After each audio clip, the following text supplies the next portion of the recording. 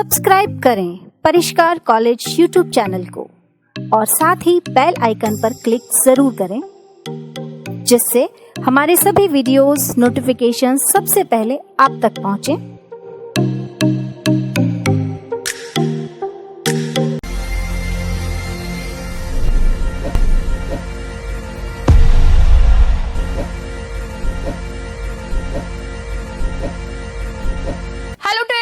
Welcome to all in Parishka International College. I am Khushbu from Physics Department. This is your lecture number 1 of Mechanics.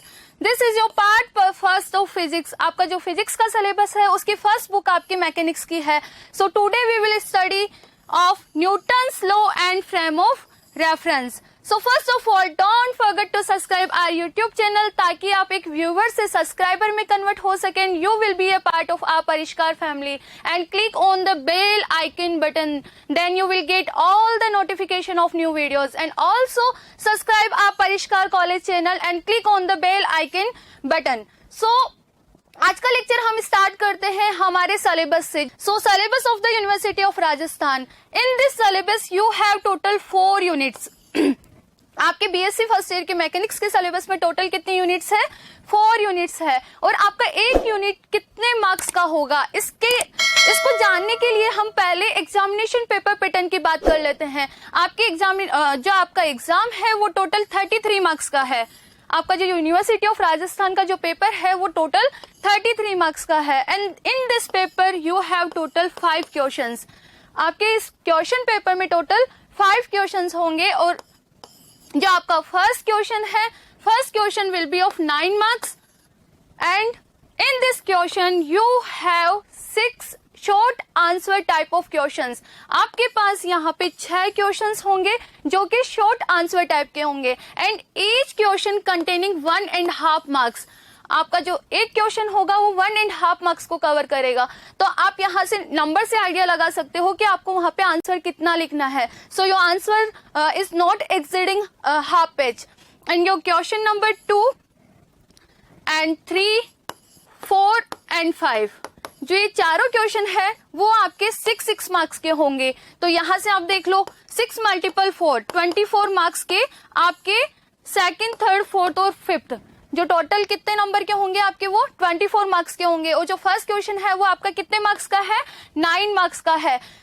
And हम इसको syllabus से relate करें तो आपका जो first question है वो सभी यूनिट्स को कवर करता है. एंड जो क्वेश्चन नंबर 2 है वो from unit first and question number 3 from unit 2 and the question number 4th from unit 3rd and the question number 5th from unit 4. तो इस तरह से आपका जो एक यूनिट है वो कितने मार्क्स को कवर करता है? Around 8 to 9 marks. तो हमें उसी तरह से इसकी प्रिपरेशन करनी है. और देखो पहले मैकेनिक्स आपका बीएससी के साथ साथ आपके कंपटीशन एग्जाम के लिए भी इम्पोर्टेंट है. लाइक सीएसआईआर नेट हुआ, गेट हुआ, टीआईएफआर हुआ जो कि फिजिक्स से रिलेटेड फील्ड में है. इसके साथ साथ आपका जो यूपीएससी का आईएएस का पेपर होता है वहां पे भी मैकेनिक्स अच्छे मार्क्स को कवर करता है. तो इसी वजह से हम मैकेनिक्स को स्टार्ट करेंगे फ्रॉम इनिशियल लेवल ताकि आपके कंसेप्ट क्या हो? क्लियर हो. यदि आपके थ्योरेटिकल कंसेप्ट क्लियर होंगे तो आप न्यूमेरिकल ही उनको अच्छे से सॉल्व कर पाओगे. इसी वजह से हम आज का लेक्चर स्टार्ट करेंगे from unit first. And unit first contains 3 part and your first part is physical law and frame of reference. And the second part is Coriolis force and third part is conservative forces. जो आपका first part है वो है physical law and frame of reference. In this lesson we will study of frame of reference. Frame of reference क्या होता है, frame of reference के क्या क्या टाइप्स होते हैं और how we represent a point in space. एक स्पेस में एक पॉइंट को किस तरह से रिप्रेजेंट किया जाता है and how we connect an inertial frame reference to another inertial frame of reference. तो इस तरह से कुछ छोटे छोटे से टॉपिक है जो आपके फर्स्ट पार्ट को कवर करते हैं. Now your second part is Coriolis force. Frame of reference का स्टडी करते हैं तो वहां पे 2 टाइप के फ्रेम ऑफ रेफरेंस होते हैं. एक आपके पास होता है इनर्शियल टाइप का एंड जो सेकंड फ्रेम ऑफ रेफरेंस होता है वो होता है non inertial frame of reference. Non inertial frame of reference में हम टू टाइप के एक्सेलरेशन की बात करते हैं। एक होता है आपका लीनियर एक्सेलरेशन और जो सेकंड होता है वो होता है रोटेशनल एक्सेलरेशन। तो वहां से एक टर्म निकल के आती है, वो टर्म किस चीज को इंडिकेट करती है? एक मैजिकल फोर्स को इंडिकेट करती है। तो यदि हम लीनियर एक्सेलरेशन में स्टडी करते हैं तो उस टर्म को हम बोलते हैं सूडो फोर्स या fictitious force. When we study in rotational acceleration या इन रोटेशनल मोशन, जब हम रोटेशनल मोशन की बात करते हैं तो वहां पे एक्सेलरेशन किस टाइप का होगा? रोटेशनल टाइप का होगा। देन हम वहां बात करेंगे कॉरियोलिस फोर्स की। And your next part is conservative force. देखो इस पार्ट में हम किस चीज का स्टडी करेंगे? आपका फोर्स कंजर्वेटिव है या नहीं। इट मीन आप क्या आइडेंटिफाई कर पाओगे वहां से कि गिवन फोर्स कंजर्वेटिव होगा या नहीं होगा। इट मीन हम यहां से नॉलेज लेंगे किसकी? कंजर्वेटिव फोर्सेस की। And rectilinear motion under conservative forces. Conservative forces में रेक्टिलिनियर मोशन किस टाइप का होता है उसका हम यहां से स्टडी करेंगे। तो इस तरह से हम यूनिट फर्स्ट को स्टार्ट करेंगे from Newton's law and frame of reference. तो यहाँ तक आपका यूनिट फर्स्ट का सिलेबस कवर होता है। And in unit 2 again you have to part A is a centre of mass and the part B is rigid body. So rigid body बहुत important chapter है ये आपका। यहाँ से हम momentum of inertia find out करेंगे for a given particular structure. वो आपका पर्टिकुलर स्ट्रक्चर स्पेरिकल हो सकता है, डिस्क हो सकता है, सिलेंड्रिकल हो सकता है। एंड मैं अगेन क्लियर कर रही हूँ, आपका ये जो पेपर है वो यूपीएससी मेंस के लिए भी बहुत इंपॉर्टेंट है और सीएसआईआर नेट के लिए भी बहुत इंपॉर्टेंट है। तो यहां से जो आपका क्वेश्चन आता है वो कौन सा आता है? Find out the momentum of inertia for a given particular structure. And your unit third again it is divided into two part. Part A motion under central forces and your part B damped harmonic oscillation. And in unit 4 again it is divided into two parts. Part A is the driven harmonic oscillation and the part B is coupled oscillation. So आपका ये syllabus complete होता है। यहाँ पे total आपके पास कितनी units है? 4 units है और 4th यूनिट्स किन किन पार्ट्स में डिवाइड होती है ये हम यहाँ पे देख चुके हैं। सो नाउ आज के कंटेंट्स क्या है? अब फर्स्ट कंटेंट्स है व्हाट इज मैकेनिक्स। मैकेनिक्स क्या होता है? And the branches of mechanics. Mechanics को हम कितनी ब्रांच में डिवाइड कर रहे हैं। And next is some basic concept. या हम इन कंसेप्ट्स को यूज में लेके मैकेनिक्स को जानेंगे, मैकेनिक्स को किस तरह से डिफरेंशिएट करते हैं। तो यहाँ से हम सम बेसिक कंसेप्ट का स्टडी करेंगे। And your next topic is Newton's law. Newton's law classical mechanics की नींव है। ये न्यूटन्स लॉ ही तो क्लासिकल मैकेनिक्स को हम स्टडी कर पाते हैं। बेसिकली हम पढ़ के आए हैं 11th-12th में। न्यूटन्स की 3 लॉ है, Newton's first law, Newton's second law and Newton's third law. And your next topic is frame of reference and your last topic is the type of frame of reference. अब lecture को start करने से पहले हम जिस topic का study कर रहे हैं Newton's law and the frame of reference, तो उस टॉपिक से रिलेटेड हमारे प्रीवियस एग्जाम्स में किस किस टाइप के क्वेश्चंस पूछे जाते हैं। So your next is the question asked in previous exam. Your first question is define frame of reference. Frame of reference को डिफाइन करो, ये आपका क्वेश्चन आया हुआ है राजस्थान यूनिवर्सिटी 2018 में। And your next question is define non inertial frame of reference. देखो यहाँ पे ये क्वेश्चन है आपका 2018 राजस्थान यूनिवर्सिटी 2018 में and the Ajmer university 2013 and the Kota university 2011। And your next question is what do you mean by frame of reference and what are inertial and non-inertial frame of reference and explain it।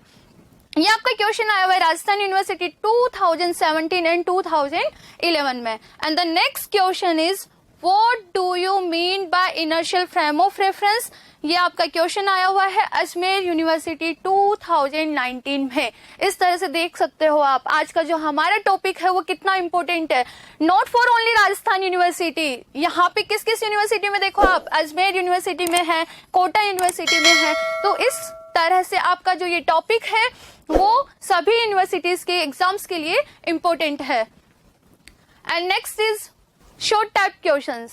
First question है which are the branches of classical mechanics. First है static, second है kinematic and the third is dynamic and D option है all.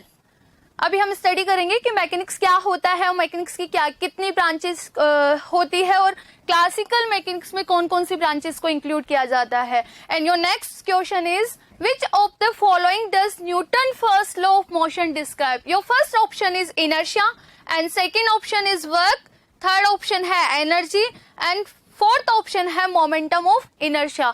जो Newton first law है वो किस चीज को डिस्क्राइब करता है।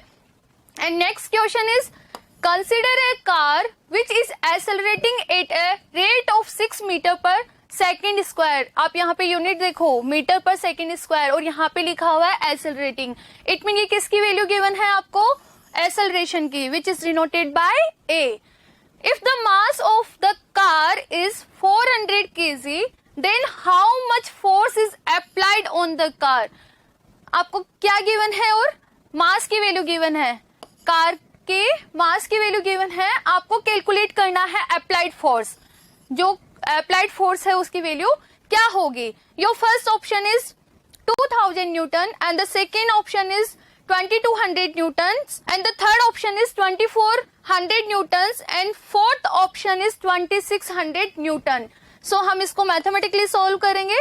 And your next question is earth an inertial frame of reference. Earth एक इनर्शियल फ्रेम ऑफ रेफरेंस होती है या नहीं होती। सो हम इन सभी क्वेश्चंस को अब अपने लेक्चर के थ्रू जानेंगे। And first of all what is mechanics. हम मैकेनिक्स का तो स्टडी कर रहे हैं बट हमें ये पता होना चाहिए what is mechanics. It is very important for your interview purpose. आपको इंटरव्यू में ये क्वेश्चन पूछा जा सकता है। यदि आप फिजिक्स के फील्ड से हो और आपका सबसे इंटरेस्टिंग सब्जेक्ट पूछे और आप बोलो कि मैकेनिक्स, तो आपको ये नॉलेज तो होना चाहिए कि व्हाट इज मैकेनिक्स, मैकेनिक्स से आप क्या समझते हो। सो आप पढ़ के आए हो ना 11th-12th में, तो बताओ व्हाट इज मैकेनिक्स या what do you mean by mechanics. Mechanics से आप क्या समझते हो। चलो मैं ही बता देती हूँ। देखो हमारे पास यहाँ दो इमेजेस है। फर्स्ट इमेज किस चीज को शो कर रही है, आइडेंटिफाई कर पा रहे हो क्या आप फर्स्ट इमेज को, वो किस चीज को शो कर रही है। Look like atom. यस, ये किसकी इमेज है, एटम की इमेज है। इन सेकेंड इमेज किस चीज को शो कर रही है, मूविंग बाइसिकल को, मूविंग बाइसिकल को शो कर रही है। अब देखो इन आउटर सेल में क्या मूव कर रहा है, इलेक्ट्रॉन मूव कर रहा है।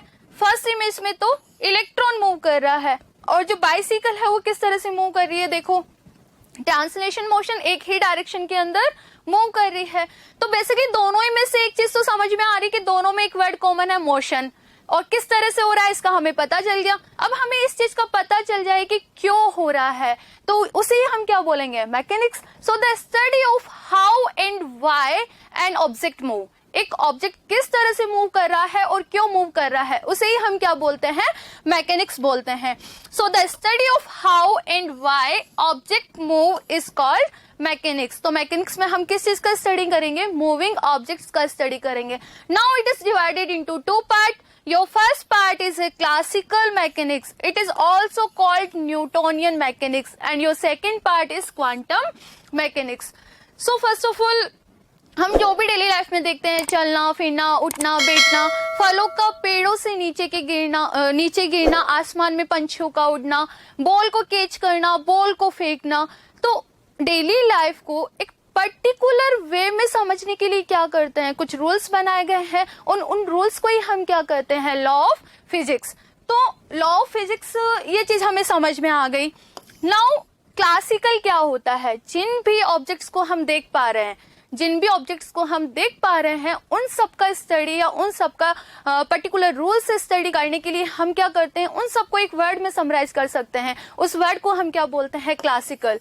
अब देखो क्लासिकल के आगे मैंने लगाया है मैकेनिक्स। इट मीन जो भी ऑब्जेक्ट हम देख पा रहे हैं उन सब का स्टडी हम किस में करेंगे, क्लासिकल मैकेनिक्स में करेंगे। It is also called Newtonian mechanics. Why हम इसको न्यूटोनियन मैकेनिक्स क्यों बोल रहे हैं, because this is the branch of physics which is based on Newton's law of motion. ये किस पे बेस्ड है, overall Newton's law of motion पे बेस्ड है। And it is applicable for large system. आपका जो सिस्टम है वो क्या होना चाहिए, लार्ज होना चाहिए। देखो हमारे पास यहाँ दो इमेजेस है। एक इमेज में किस चीज को शो कर रहा है, रॉकेट की लॉन्चिंग को शो कर रहा है, तो इसका मोशन किस तरह से है, अपसाइड। एंड जो सेकेंड इमेज है इसमें इनसाइड देख सकते हो आप, यहाँ ये अर्थ है और इस अर्थ के अराउंड क्या मूव कर रहा है, मून मोशन कर रहा है। और किस तरह से मोशन कर रहा है ये, इस तरह से आपकी इमेज में ये शो है। तो बेसिकली दोनों सिस्टम क्या है, लार्ज सिस्टम है, और इन दोनों का हम किस में स्टडी करेंगे, क्लासिकल मैकेनिक्स में। तो इस तरह से जो भी ऑब्जेक्ट हम डेली लाइफ में देख पा रहे हैं या जो हम आंखों से देख सकते हैं, उन सबका मोशन का स्टडी हम किस में करेंगे, क्लासिकल में। एंड न्यूटन्स लॉ पे बेस्ड है, इसी वजह से हम इसको क्या बोलते हैं, Newtonian mechanics. And your next part is quantum mechanics. देखो क्वांटम मैकेनिक्स में ये इमेज अभी हमने पहली वाली स्लाइड्स में भी देखी है, किसकी है, ये एटम की इमेज है। और आउटर ऑर्बिट्स में क्या मूव कर रहे हैं, इलेक्ट्रॉन्स मूव कर रहे हैं। तो हम यदि कंपेयर करें तो इलेक्ट्रॉन का साइज क्या है, बहुत छोटा है। तो बेसिकली हम यहाँ क्या करते हैं, जो स्मॉल ऑब्जेक्ट्स होते हैं हम देख सकते हैं क्या, इलेक्ट्रॉन्स को देख सकते हैं क्या अपन ऐसे डेली लाइफ में हम देख सकते हैं, या फिर जनरली इन अपना जो नेचर है उसमें देख सकते हैं क्या, नहीं देख सकते। तो इस वजह से हम क्वांटम मैकेनिक्स में इसको इंक्लूड करते हैं, जहां पे पार्टिकल्स का साइज क्या होता है, बहुत ही छोटा होता है। तो इस तरह से आपके मैकेनिक्स के कितने पार्ट है, 2 पार्ट्स है। और आपका जो बीएससी का जो फर्स्ट पेपर है वो कौन सा है, क्लासिकल मैकेनिक्स। आप क्वांटम मैकेनिक्स का बीएससी फाइनल ईयर में स्टडी करोगे, ये बीएससी फाइनल ईयर में आपका बीएससी का फिजिक्स का फर्स्ट पेपर होगा। सो हम अभी स्टार्ट करेंगे अपना क्लासिकल मैकेनिक्स से। सो classical mechanics further divided into 3 part. First is statics and second is kinematic and third is dynamic. And in classical mechanics को हमने 3 पार्ट में क्यों डिवाइड किया है, इसका रीजन अभी हम जान लेते हैं। देखो स्टैटिक्स में हम किस चीज का स्टडी करते हैं, if object is not moving, object is not moving but exerting some forces, वहां पे कुछ फोर्स अप्लाई हो रहा हो। लाइक हम डेली लाइफ में देखते हैं ना, अब यदि किसी वॉल पे फोर्स लगाऊं मैं, तो क्या वो शिफ्ट होगी क्या, वॉल जो नॉर्मल्स होती है, वॉल्स होती है, मैं उस पर फोर्स अप्लाई करूं तो क्या शिफ्ट होगी क्या, वो नहीं होगी। तो वो रेस्ट पे तो है। तो that time what are the calculation and what are the rules are applied, उन सब का हम किस में स्टडी करेंगे, स्टैटिक्स में स्टडी करेंगे। Now your second part is kinematic. Kinematic में किस चीज का स्टडी करते हैं, when object is moving, object क्या हो, मूव कर रहा हो। यहाँ पे मैं बात करती हूँ कि किस तरह से हो रहा है, यहाँ ऑब्जेक्ट मूव कर रहा है उसका स्टडी कर रहे हैं, बट उसका मोशन किस तरह से हो रहा है, उस चीज को हम किस में जानते हैं, काइनेमेटिक में। फॉर एग्जाम्पल अभी हमने एक एग्जाम्पल देखा था ना, मूविंग बाइसिकल का, साइकिल मूव कर रही है। तो जो भी ऑब्जेक्ट्स मोशन में होते हैं उसका स्टडी हम करते हैं काइनेमेटिक में। कैसे हो रहा है ये तो हमने जान लिया, पर क्यों हो रहा है, कॉज क्या है उसका, cause of motion, cause of motion का हम स्टडी करते हैं डायनेमिक में। तो इस तरह मोशन के अकॉर्डिंग क्लासिकल मैकेनिक्स को हमने 3 पार्ट्स में डिवाइड किया है, static, kinematic and dynamic. And your next first है आपका स्टैटिक। अभी हमने जाना किस तरह से किस तरह के ऑब्जेक्ट्स का स्टडी करते हैं, when an object at rest but exerting some force. देख लो ये आपका फोर्स एट वॉल, आप वॉल पे कितना ही फोर्स अप्लाई कर लो वो रेस्ट पे ही रहेगी, वो मूव नहीं करेगी। तो इस तरह के ऑब्जेक्ट्स का हम स्टडी करते हैं स्टैटिक्स में। So the branch of mechanics in which we study about the object at rest in the presence of force. And बहुत ही ब्यूटीफुल एग्जाम्पल है force at wall. And your next, when an object at rest. अब इसमें हम study कर रहे हैं कि जो ऑब्जेक्ट है वो रेस्ट पे हो, इट मीन नॉट मूविंग हो। तो यहाँ से समझ में आ रहा है ना कि रेस्ट पे हम किस चीज को रेस्ट पे बोलेंगे। तो यहाँ पे आपके पास 3 इमेजेस है, देखो एक है फुटबॉल, एक है स्पेक्स एंड थर्ड आपका एक है कार। तो रेस्ट पे ऑब्जेक्ट कब होता है, जब उसकी पोजीशन चेंज नहीं हो टाइम के साथ। If the position of object does not change with relative to time, with relative to time। देखो मैं जिस प्रोजेक्टर पे पढ़ा रही हूँ, देखो इसको हम इससे रिलेट करते हैं, रेस्ट पे है, यस ये रेस्ट पे है, मूव नहीं कर रहा है, ये क्या है, रेस्ट पे है। यदि मैं इसको अभी ऑब्जर्व करूँ, यस ये रेस्ट पे है, और आफ्टर 10 मिनट बाद मैं इसको ऑब्जर्व करूँ तब भी क्या है, ये रेस्ट पे ही रहेगा, इसको रेस्ट पे ही तो रहेगा ये। तो basically it is a very simple example of your rest. If the object doesn't change its position with respect to time, then object at rest. और इसका हम स्टडी किस में करते हैं, स्टैटिक्स में। Next is kinematic.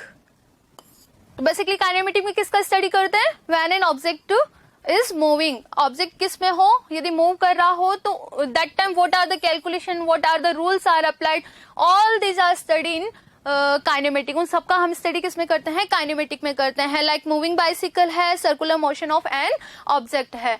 And your next, हम यहाँ मोशन की तो बात कर रहे हैं तो मोशन भी समझ में आना चाहिए कि मोशन क्या होता है। जब ऑब्जेक्ट अपनी पोजीशन को टाइम के साथ चेंज कर रहा हो तब हम क्या बोलेंगे? ऑब्जेक्ट किस में है? मोशन में है।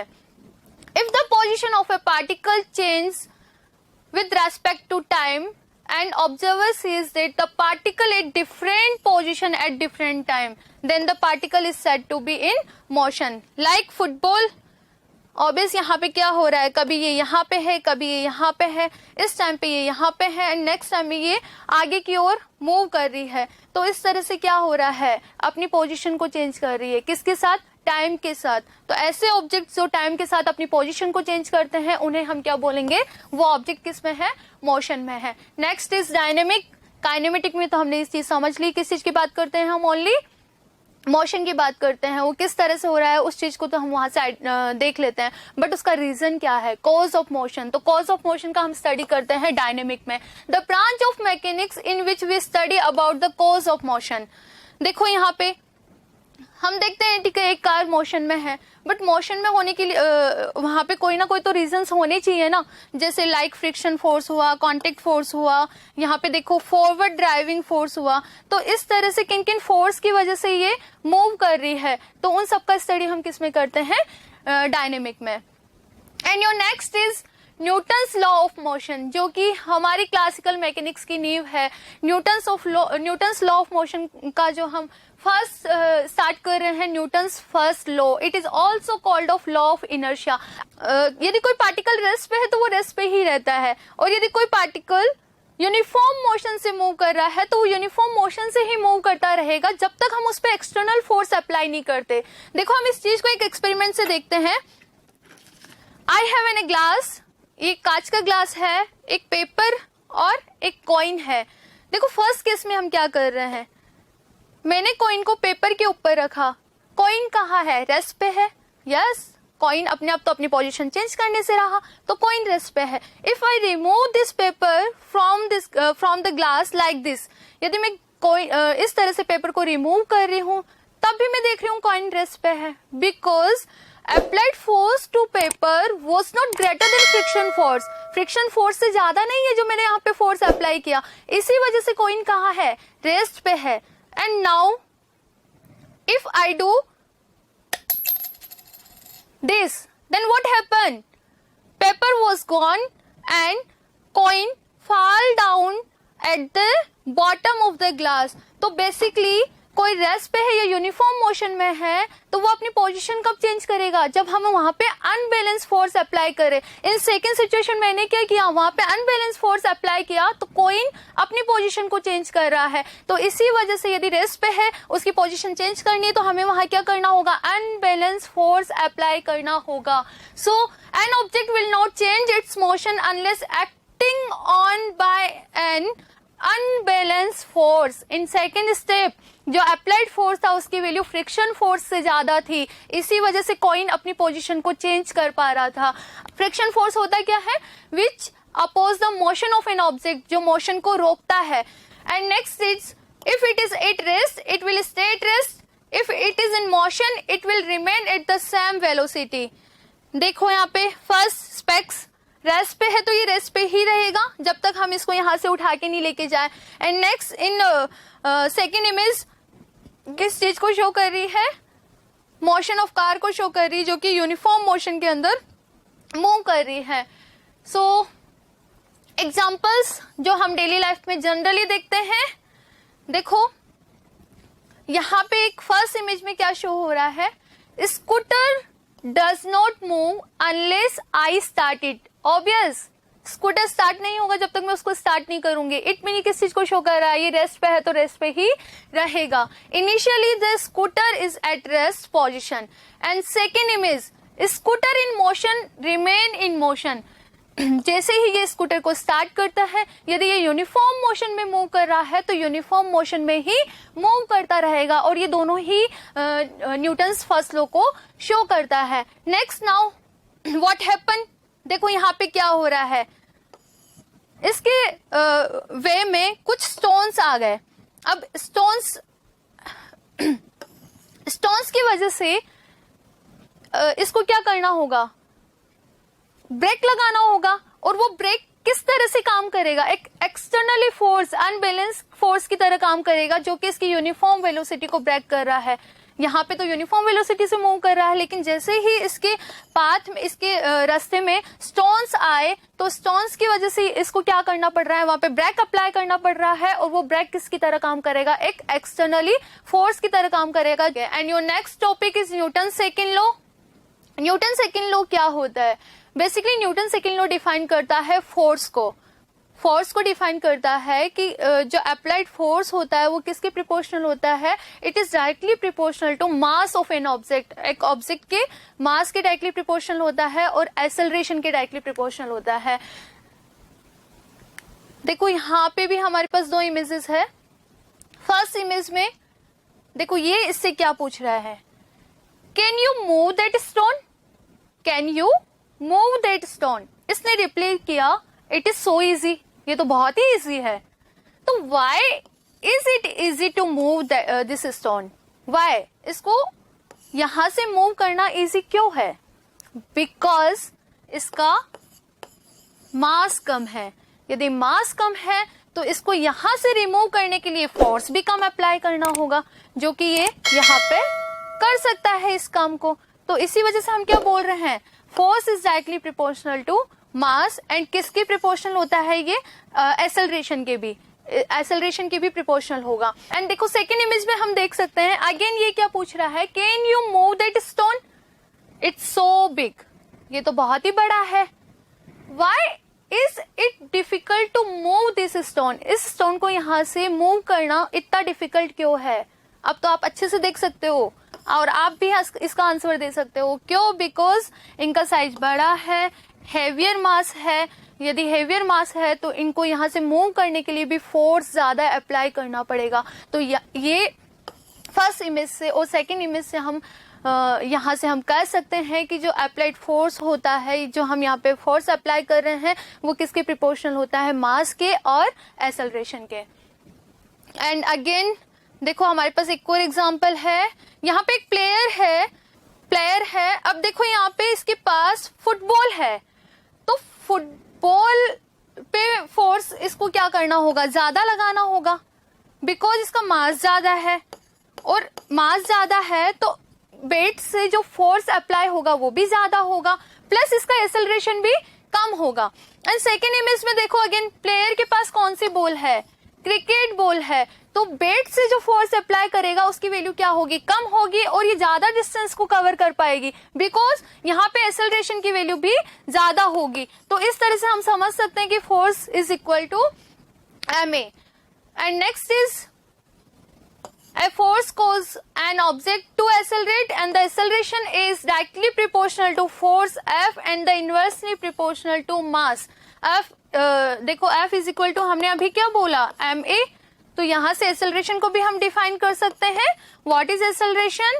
This is directly proportional to force and inversely proportional to mass of object, and the direction of acceleration is the same direction of the force. देखो मैंने भी यहाँ पे मिस्टेक की है, बट आप मत करना। यहाँ पे देखो फोर्स और एक्सेलरेशन दोनों क्या है, वेक्टर क्वांटिटी है, तो दोनों पे वेक्टर का साइन आएगा, और ये वेक्टर किस चीज को रिप्रेजेंट करता है, डायरेक्शन को रिप्रेजेंट करता है। तो यहाँ पे जो एक्सेलरेशन की डायरेक्शन वो कौन सी डायरेक्शन होगी, जो फोर्स की डायरेक्शन होगी। इट इज वेरी इंपॉर्टेंट, यहाँ पे जो वेक्टर साइन है वो बहुत ही इंपॉर्टेंट है, बिकॉज ये वेक्टर क्वांटिटी को शो करता है। सो A is equal to F by m। And your next Newton's third law. Every action has a reaction in same amount in opposite direction.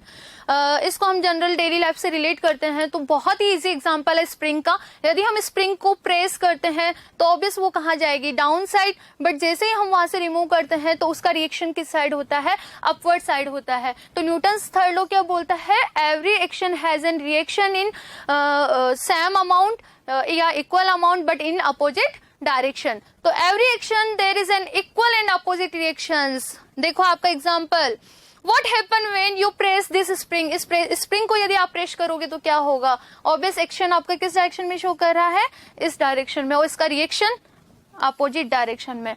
देखो gun, ये भी क्या है, किसका एग्जांपल है, न्यूटन्स थर्ड लॉ का. एंड ये वाला जो एग्जांपल है वो भी आपका न्यूटन्स थर्ड लॉ का है. तो यहाँ तक हमने न्यूटन्स लॉ का स्टडी किया है. अब हम हमारे टॉपिक पे आता है frame of reference. Newton's law आपके क्लियर हो चुके हैं. अब हम किस पे जा रहे हैं, फ्रेम ऑफ रेफरेंस पे. So your next topic is the frame of reference. Frame of reference की नीड क्यों हुई है, पहले हम इस चीज को जान लेते हैं. देखो मैं इसके लिए आपको एक एग्जाम्पल से समझा रही हूँ. लाइक मेरे पास ये व्हीकल है, यहाँ पे ए और बी दो पर्सन है, ए और बी, ठीक है. और ये कहाँ है, ग्राउंड, ग्राउंड पे है, इट मीन अर्थ पे है. एंड अनोदर पर्सन जिसको मैं डिनोट कर रही हूँ बाय सी, वो यहाँ पे है और ये वी वेलोसिटी से मूव कर रहा है. If I ask A what is the velocity of B, what is the velocity of B, then he will say B at rest. B तो रेस्ट पे है, बिकॉज दोनों कहाँ है, इस व्हीकल में है. लाइक इसको आप बस ही ले लो, दोनों कहाँ है, बस में है. और मैंने ए से पूछा कि B की वेलोसिटी क्या है, तो ए ने क्या बोला कि B तो रेस्ट पे है. If I repeat the same question to C, मैंने यही क्वेश्चन C को पूछा तो C ने क्या बोला, B is moving with velocity v. B is moving with velocity b. तो कौन करेक्ट है, A या फिर C, A या C. यहाँ पे तो दो डिफरेंट आंसर आ रहे हैं ना. So before the specify the value of velocity we have to specify in which frame we are. हम किस फ्रेम ऑफ रेफरेंस में है, किस फ्रेम में है, हमें उसका पता होना चाहिए वेलोसिटी को डिफाइन करने से पहले. बिकॉज C कहाँ है, अर्थ पे है, और जो A है वो कहाँ पे है, बस में है. सो फ्रेम ऑफ रेफरेंस की नीड क्यों हुई है, for describe the position of another object या another system. So what is frame of reference. देखो हमारे पास एक और एग्जांपल है. अगेन अभी देखना, हम यहाँ पे एक पार्टिकल है जो कि ऊपर के साइड मूव कर रहा है, ठीक है, एंड बी पार्टिकल है जो डाउन साइड मूव कर रहा है. तो अकॉर्डिंग टू बी के अकॉर्डिंग ए कहाँ मूव कर रहा है, अप साइड, और अकॉर्डिंग टू ए बी कहाँ मूव कर रहा है, डाउन साइड. तो किसी भी एक के पोजीशन को हम किससे डिफाइन कर रहे हैं, बाय अनोदर पार्टिकल या another object. So the object और system about which the state of another body is describe, such an object is called frame of reference. The object और system about which the state of another body, another body का यदि हमें state define करना है तो उसके लिए जो ऑब्जेक्ट और सिस्टम हम यूज में लेते हैं उसे हम क्या बोलते हैं, फ्रेम ऑफ रेफरेंस. और मैथमेटिकली हम बात करें तो इट इज नथिंग, ये क्या है, केवल एक कार्टेशियन कोऑर्डिनेट सिस्टम है. अब देखो यहाँ से हम इसको टू पार्ट में डिवाइड करते हैं. एक है आपका इनर्शियल फ्रेम ऑफ रेफरेंस और सेकंड है आपका non inertial frame of reference. Inertial frame of reference क्या होता है, इफ मैं इसी सिस्टम की बात करती हूँ, आपका ये जो सिस्टम है मैं इसी सिस्टम की बात करती हूँ, तो देखो यदि आपका जो कार्टेशियन कोऑर्डिनेट सिस्टम है इसका एक्सेलरेशन क्या हो, 0. यदि इसका एक्सेलरेशन 0 है तो आपका जो फ्रेम ऑफ रेफरेंस होगा वो किस टाइप का होगा, इनर्शियल टाइप का. तो a इक्वल टू 0 है, इसका मतलब क्या हो सकता है, एक्सेलरेशन को हम क्या लिखते हैं, a is equal to dv by dt.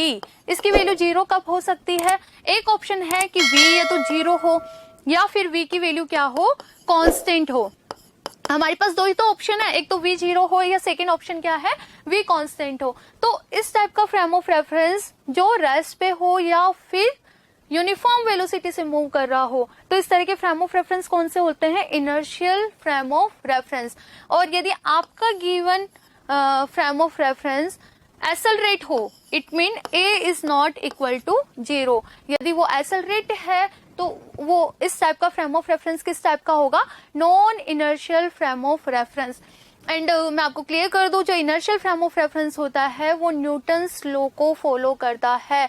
जितने भी न्यूटन्स लॉ है वो सभी यहाँ पे होल्ड होते हैं, और जो non inertial frame of reference है वो न्यूटन्स लॉ को फॉलो नहीं करता। And the frame of reference is divided into two part, first is an inertial frame of reference and second is non inertial frame of reference. And inertial frame of reference का अब तो आपको idea लग गया है कि frame of reference either eight rest और moving with constant velocity. देखो यहाँ पे हम एक अच्छा सा एग्जांपल ले रहे हैं बस का। यदि बस मूव कर रही है v वेलोसिटी से, बस मूव कर रही है v वेलोसिटी से, और इनसाइड यहाँ पे क्या है? एक बॉल है। तो ये बॉल जो अंदर पैसेंजर है उसके लिए क्या है? रेस्ट पे है। यस, ये रेस्ट पे है। और यदि मैं बाहर यहाँ पे अर्थ पे हूं तो अकॉर्डिंग टू मी ये किस तरह से मूव कर रहा है? वेलोसिटी v से मूव कर रहा है, और वेलोसिटी v क्या है? यहाँ पे यूनिफॉर्म वेलोसिटी है। तो इस तरह से आपका जो अर्थ है वो क्या है? एक इनर्शियल फ्रेम ऑफ रेफरेंस है, और अंदर वाले पैसेंजर के लिए क्या है? ये रेस्ट पे है। तो बस भी क्या है? एक इनर्शियल फ्रेम ऑफ रेफरेंस है। Now to observe the ball his the same velocity is the bus. Yes, जो बॉल है उसका वेलोसिटी किस तरह से होगा? बस की वेलोसिटी की तरह ही होगा।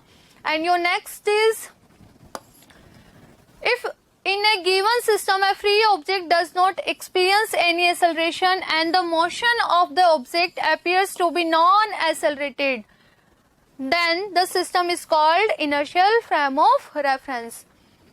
Let in the frame of reference not externally force is acting on the particle, them यदि force apply नहीं कर रहे तो it mean force is equal to 0, F is equal to 0, then F equal to हमने अभी देखा Newton second law से, F equal to क्या होता है? एम ए, और ए क्या है यहाँ पे? एक्सेलरेशन, तो M D square R upon D T square. So F is equal to M D square R upon D T square is equal to 0, और यहाँ पे ए क्या है? एक्सेलरेशन है, and it is also denoted by DV by D of T is also equal to 0। और ये 0 कब होगा? जब v की वैल्यू 0 हो या फिर v क्या हो? यहाँ पे कांस्टेंट हो। And next, non inertial frame of reference. Non inertial frame of reference क्या होता है? Which moving with non zero acceleration. जो ऐसे फ्रेम ऑफ रेफरेंस जो एक्सेलरेट हो वहां पे ए की वैल्यू 0 नहीं होगी। And the frame of reference about which the motion of a particle appears to be accelerated even in the absence of external force is called non inertial frame of reference. Like this, again देखो यहाँ पे बस है, बस move कर रही है with velocity v, और इनसाइड क्या है? यहाँ पे बॉल है। जैसे ही बस को स्टॉप करने के लिए यहाँ पे फोर्स अप्लाई करेंगे या ब्रेक लगाएंगे तो क्या होगा? ब्रेक लगाने से बस तो स्टॉप हो जाएगी, और जो हमारा बॉल है वो डायरेक्ट बॉल क्या होगा? फॉरवर्ड मोशन करेगा कंटिन्यूसली। तो इस बॉल के लिए ये जो बस है वो किसकी तरह वर्क करेगी? एक non inertial frame of reference की तरह वर्क करेगी, जो कि क्या है? नॉन एक्सेलरेटेड है। एक्सेलरेशन की वैल्यू 0 नहीं होगी। एंड आज के जो क्वेश्चंस हैं आपके लेक्चर से related, which are the branches of classical mechanics? First statics, kinematic, dynamic और ऑल। सो क्लासिकल मैकेनिक्स में हमने किस चीज का स्टडी किया है? बेसिकली क्लासिकल मैकेनिक्स किस पे बेस्ड है? न्यूटन्स लॉ पे बेस्ड है, और हमने इसको फर्दर 3 पार्ट्स में डिवाइड किया था, which is static, kinematic and dynamic. So your answer D answer होगा इसका आपका, ठीक है। And your next question is, Which of the following does Newton first law of motion describe? Newton first law क्या है? According to Newton first law, यदि कोई object rest पे है तो वो रेस्ट पे ही बना रहेगा, या फिर कोई ऑब्जेक्ट यूनिफॉर्म मोशन से मूव कर रहा है तो वो यूनिफॉर्म मोशन से ही मूव करता रहेगा। बेसिकली लेजीनेस, जिसको हम क्या बोलते हैं? इनर्शिया, उसको हम क्या बोलते हैं? Inertia. So your first option is inertia, second option है work, and third option is C, and last option is momentum of inertia. तो बेसिकली किस चीज को शो करता है? इनर्शिया को शो करता है, लेजीनेस को शो करता है। And your next question is, consider one car which is accelerating at a rate rate of 6 meter per second square. If the mass of car is 400 kg, then how much force is applied on the car? Car पे कितना force apply होगा? Your first option है आपका 2000 newton and the B option 2200 newton and your C option 2400 newton and your D option 2600 newton. So देखो हमें किसकी value find out करनी है? फोर्स की. And we already know from Newton second law force is equal to ma. And देखो आपके पास question में ए acceleration की कितनी वैल्यू गिवन है? 6 एंड मास कितना गिवन है आपको? 400. सो दोनों को मल्टीप्लाई करो, कितना आ रहा है? 2400. और यूनिट लगाना मत भूलना, फोर्स की क्या है unit? Newton. So your answer will be C. आपका आंसर क्या होगा? C, 2400 newton. तो इस तरह से आप फोर्स की वैल्यू मेजर कर सकते हो, आप फोर्स की वैल्यू यहाँ से निकाल सकते हो. And your next so your answer C. And your next question is Earth an inertial frame of reference? If not, why? हमारा क्वेश्चन क्या है? Frame of. तो basically inertial frame of reference क्या होता है? एक ऐसे इनर्शियल फ्रेम ऑफ रेफरेंस जो नॉन एक्सेलरेटेड हो. इट मीन या तो वो रेस्ट पे हो या फिर यूनिफॉर्म वेलोसिटी से मूव कर रहे हो. नाउ हम यहाँ बात कर रहे हैं अर्थ की. अर्थ इनर्शियल है या नहीं? अर्थ की हम जब बात करते हैं तो वी ऑलरेडी नो इसके बारे में तो हमें पता है ना कि जो अर्थ है वो किस तरह से मूव करती है. Rotational motion. किसके अराउंड? सन के अराउंड. सन के अराउंड जो हमारा अर्थ है वो किस तरह से मूव करता है? रोटेशनली मोशन करता है. और रोटेशनली मोशन कर रहा है तो वहां पे क्या है? एक्सेलरेशन है. यदि एक्सेलरेशन है तो आप उसको इनर्शियल बोलोगे या non inertial? Obvious non inertial, because accelerated frame of reference क्या होते हैं? Non inertial frame of reference होते हैं. तो यहाँ से एक चीज तो क्लियर हो गई, जो अर्थ है वो क्या है? नॉन एक्सेलरेट है और non inertial frame of reference है. बट जब भी हम क्वेश्चन सॉल्व करते हैं, यदि आपका ऑब्जेक्ट अर्थ पर है, यदि आपका ऑब्जेक्ट कहाँ है? अर्थ पर है, तब हम जो यहाँ से फ्रेम ऑफ रेफरेंस लेके चलते हैं, अर्थ को हम किस तरह से लेके चलते हैं? एक इनर्शियल फ्रेम ऑफ रेफरेंस लेके चलते हैं. बिकॉज अर्थ पे न्यूटन्स लॉ, जो जितने भी न्यूटन्स लॉ है, फर्स्ट सेकंड थर्ड, तीनों क्या होते हैं यहाँ पे? सेटिस्फाई करते हैं. सो Earth is non-inertial frame of reference because it is acceleration due to arbitrary motion around the sun and the spin motion about its own axis. और ये अपने एक्स पे स्पिन मोशन भी करती है. But for the describing the motion of bodies on earth it is considered as inertial frame of reference. But earth पे हम यदि किसी भी बॉडी का यदि हम यहाँ पे रह के अर्थ पे रह के किसी भी बॉडी के मोशन की बात कर रहे हैं, तब हम अर्थ को किस तरह से लेके चलेंगे? As a non inertial frame of reference. तो आपका लेक्चर यहीं पे कंप्लीट होता है. आज हमने किस किस चीज का स्टडी किया है? न्यूटन्स लॉ का and inertial frame of reference का. और ये जाना कि मैकेनिक्स क्या होता है और मैकेनिक्स को कितनी ही ब्रांचेस के अंदर डिवाइड किया है. So at last, again, don't forget to subscribe our YouTube channel and click on the bell icon button. Then you will get all the notification of new videos and also subscribe our परिष्कार college channel. परिष्कार word के साथ साथ आप परिष्कार college channel को भी subscribe करो and click on the bell icon button. Thank you so much.